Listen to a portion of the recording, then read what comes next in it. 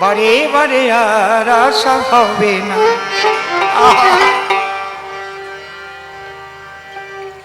এই মানব জন্ম কি আবার পাবো?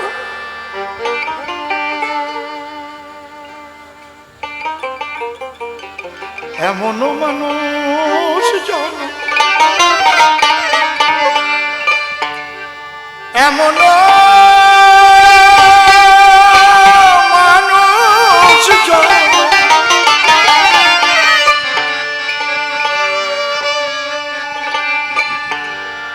আর পাবে না, হবে না।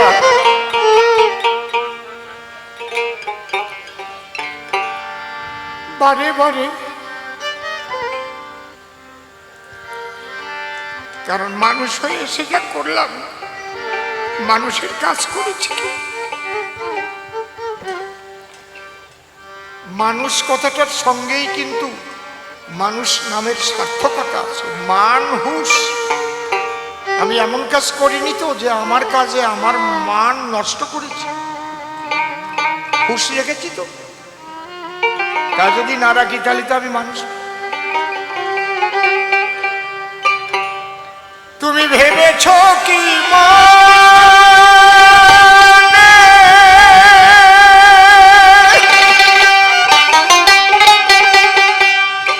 এই ভুবনে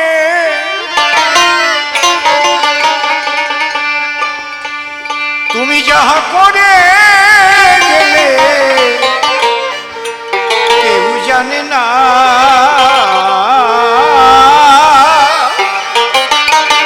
গৌর হরিবল, গৌর হরিবল।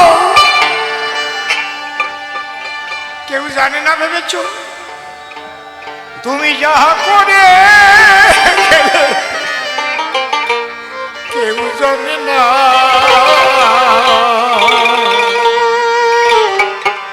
বারে বারে আর আশা হবে না, বারে বারে আর আশা হবে না।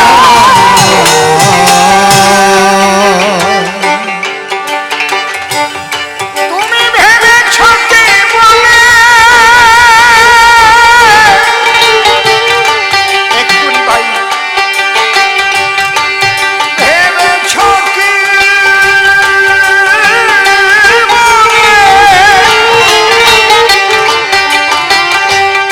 ভেবেছ কি মনে এই ভুবনে ভেবেছ কি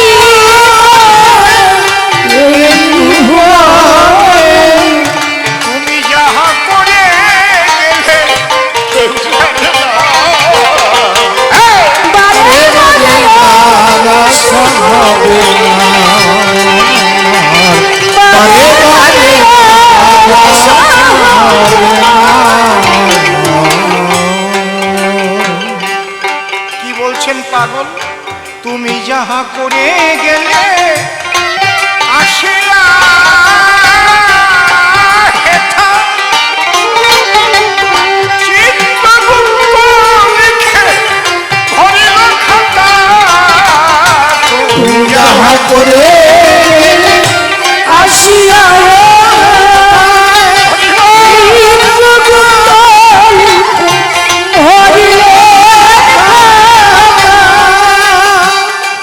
তোমার জন্ম থেকে মৃত্যু পর্যন্ত সব লেখা হচ্ছে ছোট বাবা।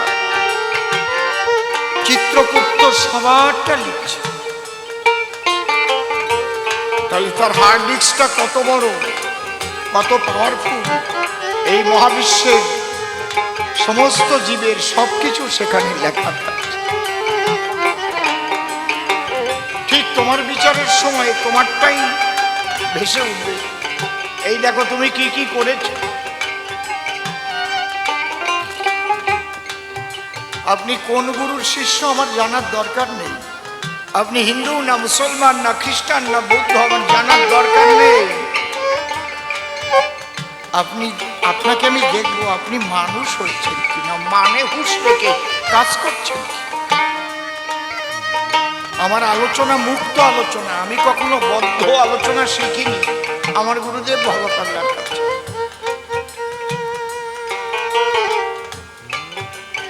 সমস্ত গুরুই আমাকে ভালো হওয়ার কথা বলেন।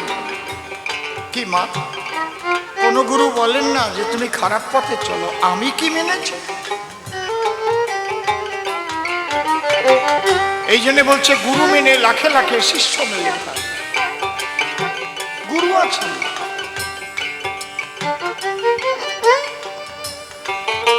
একজন দুশ্চরিত্র গুরুও কখনো শিষ্যকে চরিত্রহীন হতে বলে না,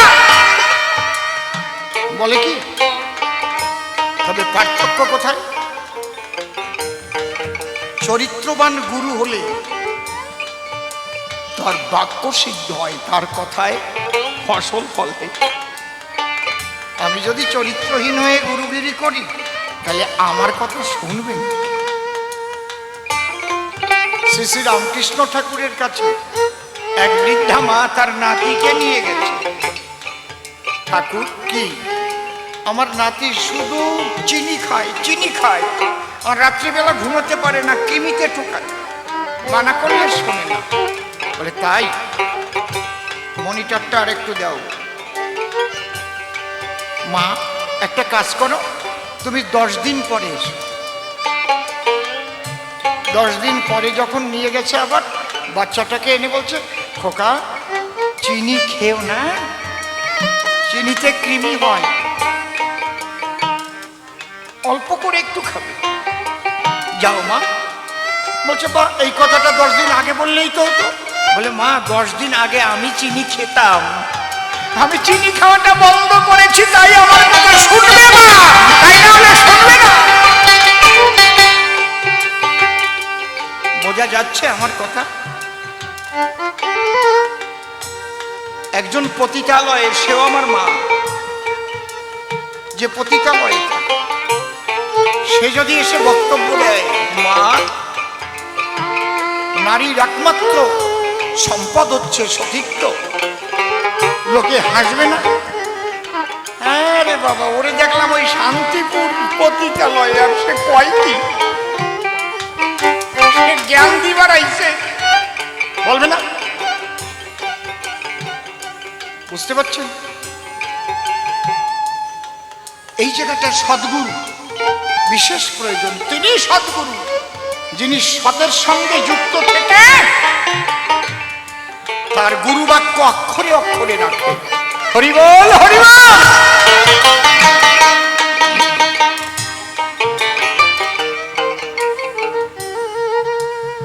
আমার কথায় আপনারা একটা আলাদা জগতে চলে যাচ্ছেন তো নাকি? মানসিক একটা পরিবর্তন আসছে না? এটাই হচ্ছে এই কবিগানের রসধারা। আবার এর মধ্যে হাস্যরস আছে, বীর রস আছে, সব আছে, সব কিছু দিয়েই কবিগান। কিন্তু মূল হচ্ছে মানুষের বিবেক জাগাবার জন্য কবিগান। মানুষ যাতে ঈশ্বরমুখী হয়, মানুষের যাতে মনুষ্যত্ব জাগ্রত হয়, মানুষ যাতে হরি বল, হরি বল, হরি হরি বল।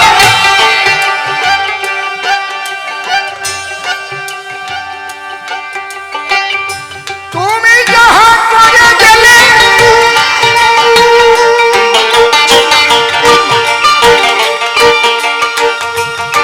আসিয়া হেথা চিত্ত মুক্ত লিখে ভরিল খাতা। তুমি যাহা করে গেলে আসিয়া হেথা চিত্রগুলোকে ভরিল খাতা। বিচার করিবে ওই বিধাতা, তোমার বিচার করিবে তোমার বিচার করিবে। যে যাকে ভক্তি করে সে তার ঈশ্বর, ভক্তি যোগে সে তার স্বয়ং অবতার। আপনি যাকে ভক্তি করেন সে আপনার ঈশ্বর। ঈশ্বর সর্বত্র বিরাজিত, কোনো জায়গায় একটু কম, কোনো জায়গায় একটু বেশি, এইরকম না। সর্বং খল্লিদং ব্রহ্ম।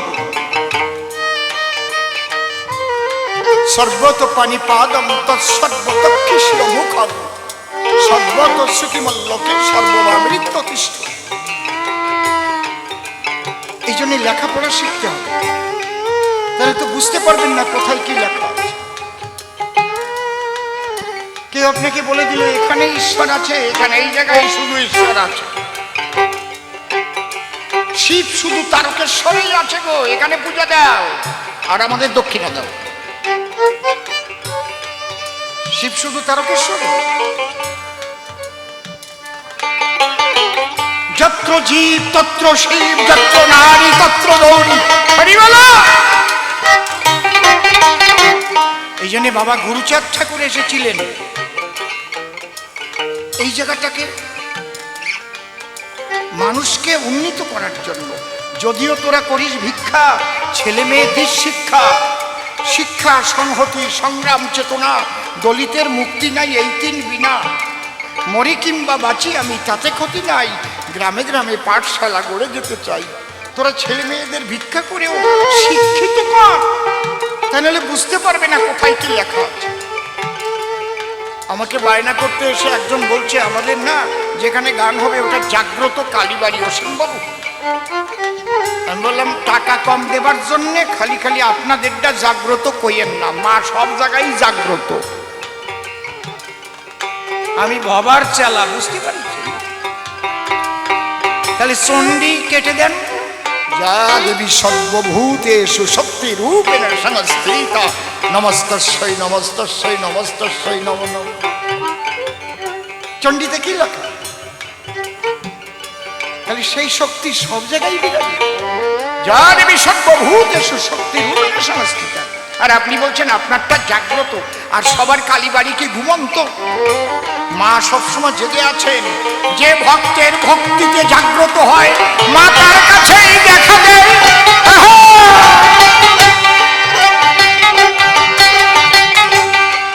আমার ধর্ম কথা একটু আলাদা ধরনের, চিরকাল। আশা করি আপনাদের ভালো লাগে বলেই আমাকে ডাকেন। আমি বদ্ধ চিন্তাধারা নিয়ে ধর্মকথা বলি। শ্রীকৃষ্ণ কি বললেন গীতায় অর্জুনের কাছে? সর্বত পানিপাদম তৎসর্বত কৃষ্ণ মুখম সর্বত স্মৃতিমল্লকে সর্বমাবৃত তিষ্ঠতি। তাহলে একটা মন্দিরে কৃষ্ণ বাধা আছে কি? সর্বত পানিপাদম, সব জায়গা আমার হাত, সব জায়গা আমার পা, অনন্ত কোটি ব্রহ্মাণ্ড। সর্বত পানিপাদম তৎসর্বতক্ষী শিরমুখম, ঠিক আখি শির মুখ সব জায়গা আমার সমান ভাবে। তবু একটা মূর্তিতে আমরা আরতি করি কেন? যে কৃষ্ণ সর্বময় বিরাজিত তাকে তো আমরা দেখতে পাচ্ছি না। ওই মূর্তি করে তার উপরে ভক্তি করে সেই কৃষ্ণকে আমরা আকর্ষণ করে ওই মাটির মূর্তি জাগিয়ে তুলছি। এইটাই হচ্ছে সনাতন ধর্মের ভক্তিবাদ। পৃথিবীতে আর কোথাও এই ভক্তিবাদ পাবেন না। বুঝতে পারছেন কি বলছি? বিচার করিবে ওই বিধাতা,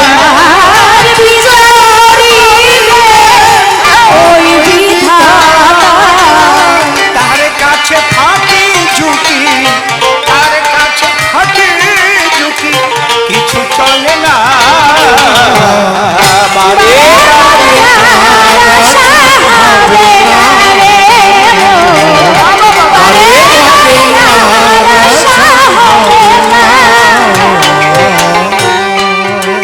তুমি যাহা বদনে করোনাই প্রকাশ,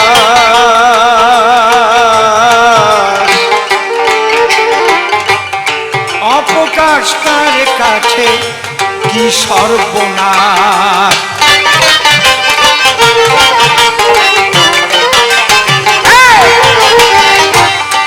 তুমি যাহা বদনে করোনাই প্রকাশ, অপ্রকাশে তার কাছে কি সর্বনাশ। তুমি যাহা বদনে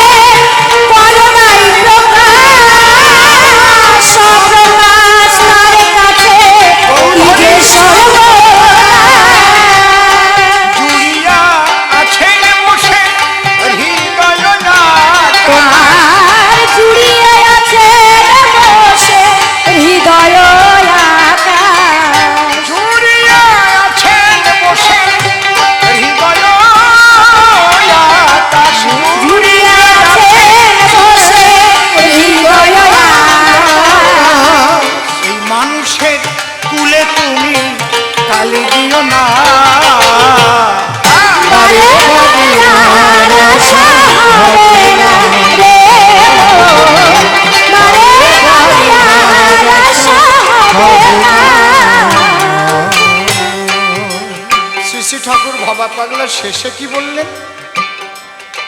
সাবধানে চলো মন। এখনো সাবধান হও, যেটুক সময় আছে আজকের থেকে সাবধান হয়ে যাও, এই মুহূর্তে সাবধান হয়ে যাও। সাবধানে চলো মন, হও হুঁশিয়ার।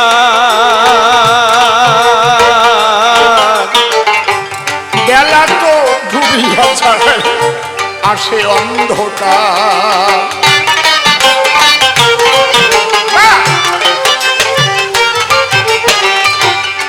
সাবধানে চলো হও হুঁশিয়ার, বেলা তো ডুবিয়া যায়, আসে অন্ধকার।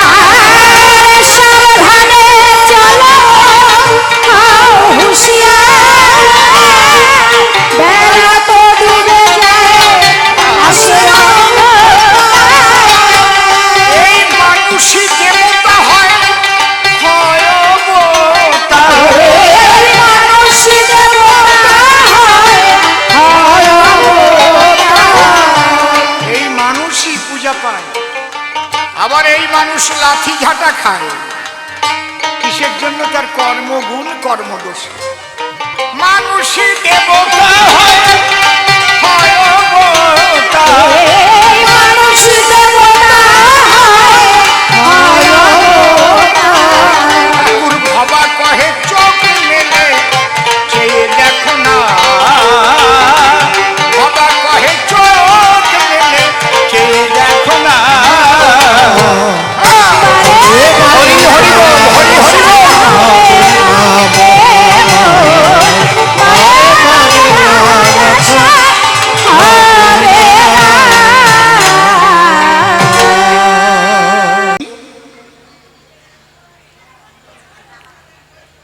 আচ্ছা, রায় রামানন্দ নাম ধরেছে এবার, তাই তো?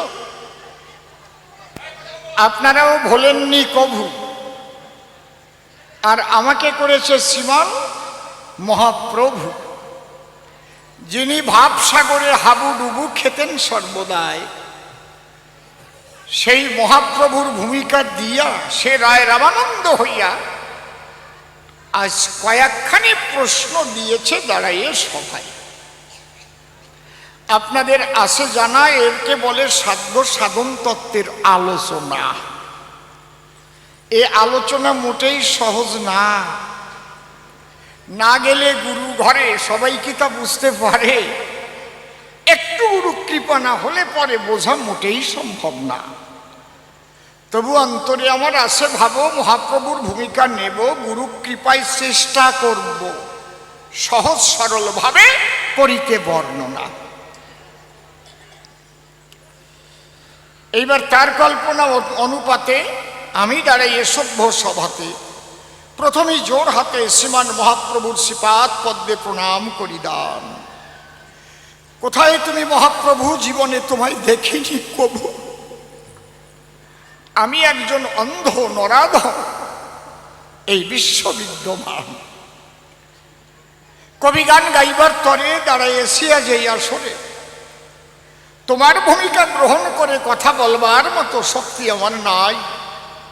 ঠাকুর, তুমি আমার কথা লবে, আমার হৃদ মন্দিরে তুমি এসে বসে যাবে। আজ তোমার কথা তুমি কবে চৈতন্য গোসাই।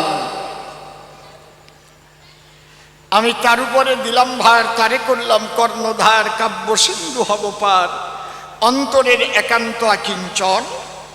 এইবার অসীম সরকার নামটি ছেড়ে কবি কাব্যের সূত্র ধরে এ আসরে নাম ধরিলাম সচিরনন্দন। গৌর হরি বল। আসরে থাকবো যতক্ষণ, এই ভূমিকা করি আগ্রহ, সেইভাবে আমাকে দেখবেন সর্বজন। নিবেদন রইল রাঙা পায়।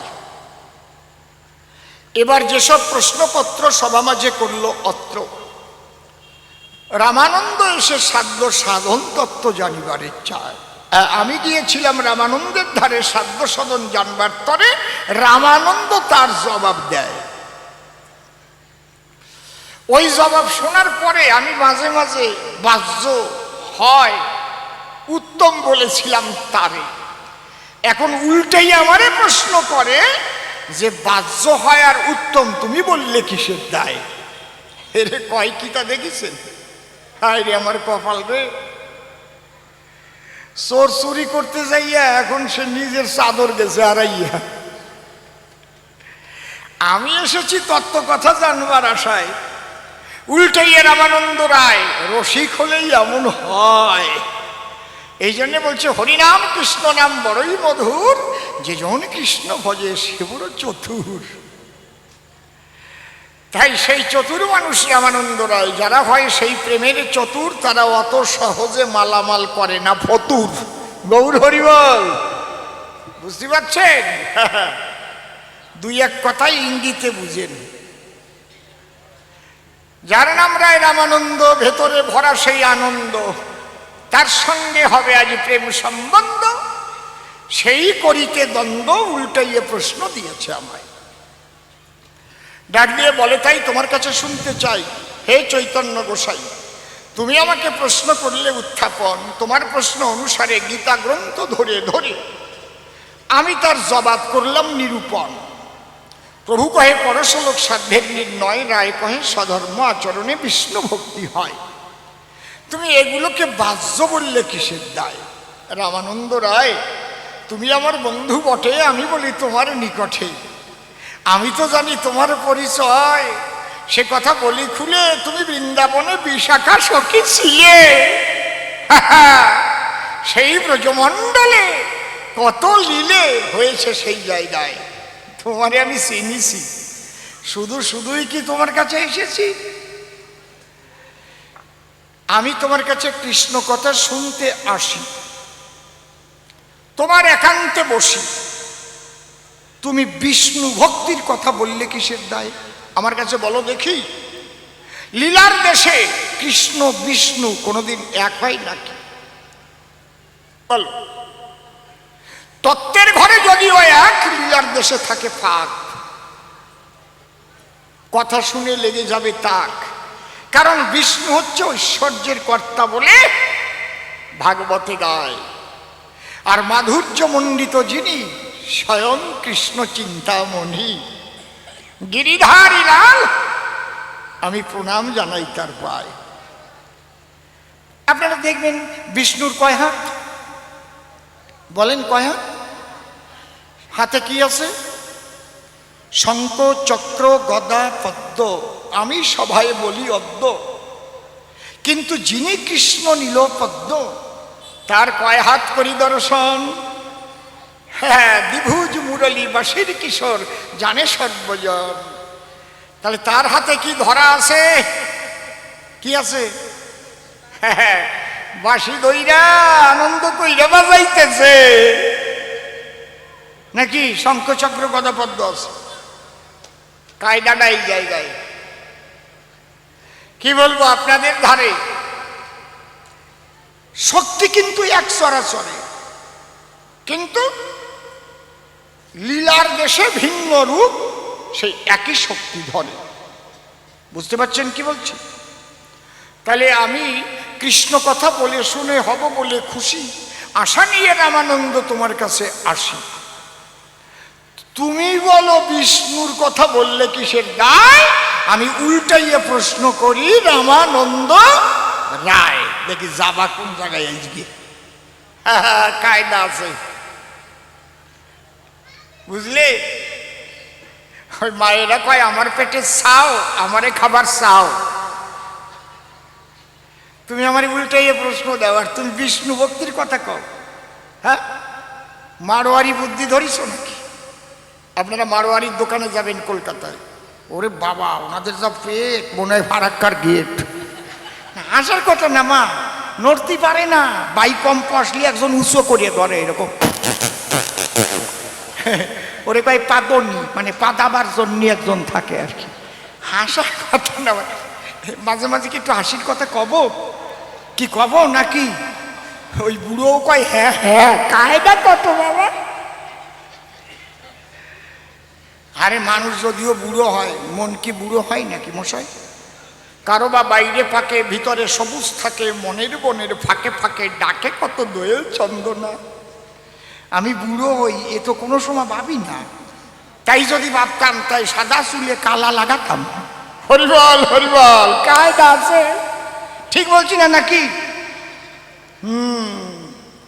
আমার কাছে বলুন দেখি, কেউ বুড়ো হতে চাই নাকি? অনিচ্ছায় বুড়ো হতেই হয়, কেউ ঠেকাতে পারে না। ওরে কপাল রে, 1 কেজি করে ঘি খালিও কাজ হবে না, 1 কোটি টাকা পেটে চাপিয়ে ধরলে হবে না, বুড়ো হয়েই যেতে হবে। বুঝতে পারছেন ব্যাপারটা কি? মারোয়ারিরা ভারী চালাক, যারা এই দোকানদার মারোয়ারি তাদের কথা বলতেছি। বড় বাজারে একদিন শনি আর লক্ষ্মী দুইজন ঝগড়া আরম্ভ করে। শনি ডেকে বলে, তাই আমার চাইতে শ্রেষ্ঠ কেউ নাই, আমি যারে ধরি তার পিঠে দিয়ে গুগু চড়ায় শাড়ি, বুঝলে? আমাকে ভয় করে স্বয়ং হরি, না ধরে যেন শনির দশায়। লক্ষ্মী ওই কথা শুনে বড় ব্যথা পেয়ে মনে বলে, শনির সন্নিধানে আমার চাইতে শ্রেষ্ঠ কেহ নাই, আমি শ্রেষ্ঠ। বুঝলে না? লক্ষ্মী যদি থাকে ঘরে, শনি তোমার কি করতে পারে? দুইজন যা ঝগড়া আরম্ভ করেছে, দুইজন নারায়ণের কাছে গেছে, দিয়ে বলছে, বলো আমাদের দুইজনের মধ্যে কে বড় হবে? নারায়ণ মনে মনে ভাবে, এ তো জাতমারা কল, আমি শনিরে বড় বললে পরে রান্নার হবে না ঘরে। লক্ষ্মী যদি রাগ করে, লক্ষ্মী যাবে ছেড়িয়ে, আর লক্ষ্মীকে যদি বড় বলতে যাই, তাহলে শনির কোপে আর এড়ানো নাই। নারায়ণ করে মানায়, এই যে না, আমি ভালো বুঝি না, তোর একটা কাজ করো, কি ব্রহ্মার কাছে গিয়ে হও উদয়, সৃষ্টিকর্তা ব্রহ্মা যিনি শুনিয়া তোমাদের বাণী নিশ্চয়ই করিবেন নির্ণয়। দুইজন হেঁটে হেঁটে গেছে ব্রহ্মার নিকটে, করপুটে করে করে নিবেদন। ডেকে বলে, তাহার প্রতি শোনো তুমি প্রজাপতি, এসেছে তোমার সম্প্রতি শনি লক্ষ্মী আমরা দুইজন, বলো এই দুইজনের মধ্যে কে শ্রেষ্ঠ হবে, তুমি ভেবে জবাব দেবে।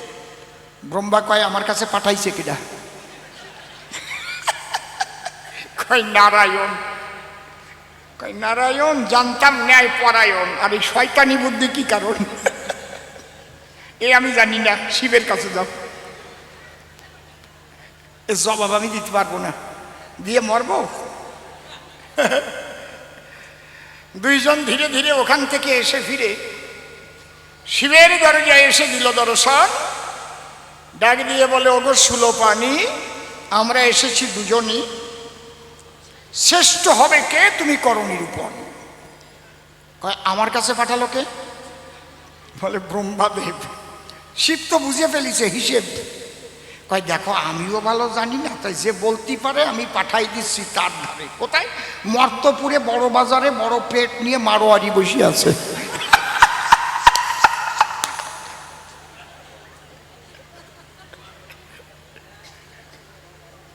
যাও, ওখানে গেলে বলে দেবে। দুইজন একত্তরে ঢুকে গেছে বড় বাজারে ছদ্মবেশ ধরে। দেখে এক দোকানের ভিতরে এই সব পেট নিয়ে একজন বসে আছে, তার দাপ না কি আমার শরীরের চাইতে মোটা। এই মা তো আজকে মরিছে। শনি লক্ষ্মী দুইজন দাঁড়াইয়া তখন ডাক দিয়ে বলে, সেই মারোয়ারির ঠাই, শোনো সবাইকে সরিয়ে দাও, তোমার সঙ্গে আমরা দুইজন একটু একান্তে কথা বলতে চাই, সরিয়ে দাও। বলছে, যাও তো দেখি কি ব্যাপার। বলে, উনি হচ্ছেন শনিদেব, আমি হচ্ছি লক্ষ্মী দেবী, আমাদের তোমার কাছে পাঠাইছে স্বয়ং শিব ঠাকুর, আমাদের দুইজনের মধ্যে বড়কে নিরূপণ করো। মারোয়ারি দেখে সর্বনাশ করেছে, আমার কাছে পাঠাইছে, ঠিক আছে বলে দিচ্ছি। বলে, তোমরা দুইজন এই জায়গা থেকে হাঁটিয়ে ওই পর্যন্ত যাও, ওই দোকান পর্যন্ত, আবার হাঁটিয়ে আমার কাছ পর্যন্ত আসো, যাও বলে দিচ্ছি। দুইজন কুরকুর কুরকুর করে হাঁটা, হেঁটে একবার গেছে একবার আসছে। मारवाड़ी बोलছে ठीक है हो गया। क्या हुआ? बोले जाने का टाइम में शनि देव बहुत अच्छा है, लेकिन आने का टाइम में लक्ष्मी देवी बहुत अच्छी है, अभी चला जाइए। এরে কয় মারোয়ারির বুদ্ধি। হাঁটিয়ে যখন গেছো ওই টাইমে শনি ভারী ভালো, তার মানে শনি ছাড়িয়ে গেলি ভালো, আর লক্ষ্মী আসলি ভালো। কায়দা কত! जाने का टाइम में शनि देव बहुत अच्छा है और आने का टाइम में लक्ष्मी देवी बहुत अच्छी है, चला जाइए। দুইজন চলে গেল। কায়দা কত! কি বলবো আপনাদের কাছে, আজ রামানন্দ সেই মারোয়ারি বুদ্ধি ধরিছে। দেখেছেন ব্যাপারটা কি? প্রভু কয়ে পরশোলক সাধ্যের নির্ণয়, রায় কয়ে সধর্ম আচরণে বিষ্ণু ভক্তি হয়। হয় কেন হবে? কৃষ্ণ কথা শুনবার তরে আমি এসেছি তোমার ঘরে, তুমি নিজের মুখে বললে পহেলা দেখিলাম তোমায় সন্ন্যাসী স্বরূপ, এবে কেন দেখি তোমার শ্যাম গোপভূম, বাম ভাগে দেখি তোমার কাঞ্চন পাঞ্চালিকা, তার স্বর্ণ জ্যোতিতে তোমার সর্বাঙ্গ ঢাকা। আস্তে তাহলে স্বধর্ম আশ্রয়, স্বধর্ম ত্যাগ, জ্ঞান মিশ্র ভক্তি, এগুলো আমি কি করেছি? এই যে উক্তি, এগুলো আমি বাহ্য করেছি। যখনই জ্ঞান শূন্য ভক্তির কথা বলেছে তখন বলেছি হয়। কি হয়? জ্ঞান শূন্য ভক্তি হলে ভাসিয়া দুই চোখের জলে গুরুবাক্য বক্ষে তুলে সেই ভক্ত হা গোবিন্দ বলে ডাকে ঘনে ঘন। সেই ভক্তি রাজ্যে গেলে তখন গোবিন্দের দেখা মেলে, জ্ঞানের সঙ্গে ভক্তি মিশিলে হয় না কৃষ্ণ দর্শন। এটা কেমন একটু শোনেন। একটা 3 বছরের ছেলে, বাড়ির পাশে পুকুর আছে, মাঝে মাঝে যায় পুকুরের কুলে। ওর মা ভাবে যদি পড়ে যায় জলে, মা গিয়ে হাত ধরে বলে, সোনা কি পুকুর পাড়ে এসো না। কেন? এই জলের মধ্যে কুমির আছে। পুকুরে কুমির আছে? মিথ্যে কথা না। মায়ের কথা কেন কয়? আমার ছেলে যাতে ভয় পায় আর ওই পুকুর পাড়ে না যায়, কুমির আছে, পড়িয়ে গেলি খাইয়ে ফেলবে। তাই ঠাকুর বাবা পাগলা বলতেন, যতদিন থাকে বাচ্চা তার মনটা থাকে সাচ্চা। বাচ্চা তখন কথা শুনে ভাবে তার মনে মনে, মা বারণ করেছে পুকুরে কুমির আছে, আমি আর পুকুর পাড়ে যাব না নে। কি বাবা? ও কিন্তু যায় না। কিন্তু আপনাকে মতো একজনের কলি যদি কই পুকুর পাড়ে যাবেন না, কুমির আছে, আমারে বলো থাইছে। এই যে জ্ঞান ঢুকে গেল। বোঝা যাচ্ছে কি? ওই যে বাচ্চা কচি ছেলে, মা যখন তারে বলে, ওই বাক্য বিশ্বাস করে সে যায় না আর ওই পুকুর পাড়ে। খাঁটি ভক্ত হলে পরে গুরু বাক্য সেইভাবে ধরে করে সাধনার ভজন। জ্ঞান শূন্য ভক্তি তারে বলে, একমাত্র প্রেমানন্দে কৃষ্ণ বলে ভাসে চোখের জলে। ভক্তি প্রগাঢ় হলে তার হয় কৃষ্ণ দর্শন। বুঝতে পারছেন কি বলছি? তাকে গুরু যে বাক্য দিয়েছে ওই বাক্য নিয়েই সে পড়িয়াছে। আপনার ওই ভক্তি নষ্ট করবার জন্য কতজন যে লাগবে পাশে। এই কি করিস? গুনিয়ে গুনিয়ে মালা জপতেছে, খাইয়ের কাম পাও না, আর কপালে মাটি গুলিয়ে নেছে। এগুলো কি করিস? আছে না? ধর তো আমার কথা ধর, এসব ছেড়ে কর্ম কর। কিন্তু গুরু কর্ম সে করিবে না বর্জন। ওর কথা আমার দরকার নাই। গুরুর কাছে আমি যা পাই আমার জ্ঞান দিয়ে বোঝার নাহি প্রয়োজন। গুরুর বাক্য ঐক্য করে প্রেমানন্দ উচ্চস্বরে হা কৃষ্ণ বলে ঝরাবো নয়ন। বুঝেছেন কি বলছি? আমার কথাগুলো বোঝা যাচ্ছে নাকি? এই জ্ঞান শূন্য ভক্তির দেশে গেলে হয় কি হয়? কৃষ্ণ দর্শন হয়। এ কি সহজ কথা নাকি? একটু ভেবে দেখেন দেখি। তাহলে জ্ঞান শূন্য দেশে গেলে বিশুদ্ধ প্রেম ভক্তি মেলে। তারপরেই প্রেম ভক্তির কথা বলেছে রামানন্দ রায়, আমি বলেছিলাম এতেও হয়। তারপরে দাস্য প্রেমের কথা বলে, বসে শোনেনি জ্ঞানী দলে, ওটাকেও বললাম হয়। কি হয়? যখন বিশুদ্ধ ভক্তির দ্বারা ইষ্টদেবকে নিকটে পায়, তখন প্রথম সেবার অধিকারকে দাস্য সেবা কয়। এই পর্যন্ত হয়। তুমি প্রভু আমি দাস, এই হচ্ছে প্রথম সেবার ভাব প্রকাশ। কিন্তু যখনই সখ্য প্রেমের কথা বলেছে রামানন্দ রায়, বসে শোনেন জ্ঞানী সকলই, তখনই আমি তাকে উত্তম বলি। কেন? সখ্য প্রেমে গেলে পরে, বসে শোনেন নারী নরে, বেদের বিধি তখন ধ্বংস হয়ে যায়। বিধি মানে আইন। ভারতীয় দণ্ডবিধির ৩০২ ধারায় ফাঁসি দেওয়া হইল, তাহলে বিধি মানে কি? আইন। বুঝতে পারছেন? তাহলে এই কয়টা স্তর পার না করিয়ে আপনি বিধি ভাঙলে হবে না, কিন্তু এত সোজা না। তাহলে কোন জগতে গেলে পরে নিজে খেয়ে কৃষ্ণকে সেই এটো ফল খাওয়াতে পারে? আমি যখন যাব বাজারে কৃষ্ণ পূজার ফল কিনবার দায়, আমার কাছে বলুন দেখি ফলটা মিষ্টি না তেতো, আমি কামড়াই খেয়ে দেখতে পারি কি? পারবো? যে আমি এই ফলটা যে আমার গোবিন্দ সেবায় দেব, আমার গোবিন্দ আনন্দ পাবে তো, আমি একটু খেয়ে দেখি, চেখে দেখি। আপনাদের আছে জানা, সখারা কখনো না চেখে না দিয়ে মুখে কৃষ্ণকে কোনো কিছু খেতে দিত না। যদি ফল সুমিষ্ট না হয়, তিক্ত রস যদি থাকে ফলের গায়ে, বিষাক্ত হতে পারে মহাশয়, তাহলে সখারা কৃষ্ণের এমন ভক্ত, ফল তিক্ত না বিষাক্ত আগে চেখে দেখে ভরে মুখে এক কামড় খেয়ে মিঠে হলে তারপরে তার গোবিন্দের মুখে তুলে দেয়। হরি হরি বল।